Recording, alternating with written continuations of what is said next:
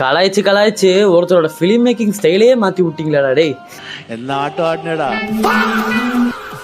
இன்னைக்கான movie updates டே 33. So இன்னைக்கான முதல் அப்டேட் அப்படின்னு பார்த்தீங்கன்னா டிராகன் படத்துக்கு அப்புறம் பிரதீப்போட டிராகன் கிடையாது, இது தலைவன் நீலோட டிராகனு. ஸோ ஜூனியர் என்டிஆர் அவர்களுடைய டிராகனு.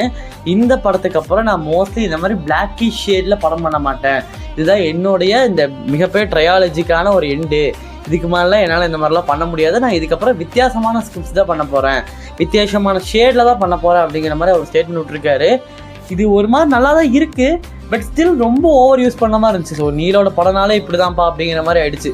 இது மட்டும் இல்லாமல் நீலு வந்துட்டு ரைட் பண்ணி டேரக்ட் கூட பண்ணல. அவர் பஹீரான்னு சொல்லிட்டு ஒரு படம் ருக்மிணி வாசன் நினச்சிருப்பாங்க.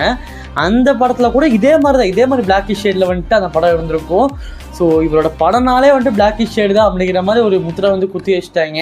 ஸோ அதை மாற்றணும் அப்படிங்கிறக்காக தலைவன் ட்ரை பண்ணிட்டுருக்காரு. பார்ப்போம் உங்களோட டிராகன் என்ன மாதிரியான அவுட்புட்டை கொடுக்க போகுதுன்னு சொல்லிட்டு. ரெண்டாவது அப்டேட் அப்படின்னு பார்த்தீங்கன்னா ஜனநாயகனுக்கு அப்புறமா சதுரங்கை வேட்டை 2. ஸோ அந்த படத்துக்காக வந்துட்டு வினோத் வந்துட்டு போராடாமா. ஸோ ஸ்கிரிப்ட்ஸ் எல்லாம் ஆல்மோஸ்ட் ரெடி.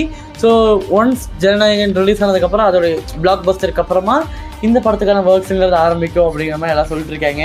ஏற்கனவே தம்பி தப்பு அப்படிங்கிறது ஒரு மிகப்பெரிய ட்ரெண்ட் ஆகிட்டு இருக்கு.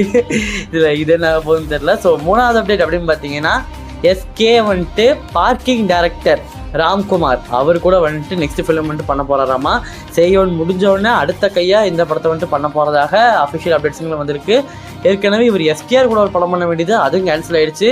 திருப்பி ரஜினி சார் கூட ஒரு படம் பண்ண வேண்டியது, அதுவும் கேன்சல் ஆகிடுச்சு. இப்போ தலைவன் எஸ்கே கூட வந்திருக்காரு. இந்த படம் கேன்சல் ஆகாமல் நல்லா பண்ணணும்னு சொல்லிட்டு வேண்டிக்கலாம். ஏன்னா ஒரு நேஷனல் அவார்டு வின்னரு. ஸோ பார்க்கலாம் என்ன மாதிரி நடக்குதுன்னு சொல்லிட்டு. அப்போ இதே மாதிரி நிறைய அப்டேட்ஸ் தெரிஞ்சுக்க அப்போ எப்போதும் போல் சப்ஸ்கிரைப் பண்ணி வச்சுக்கோங்க நண்பா.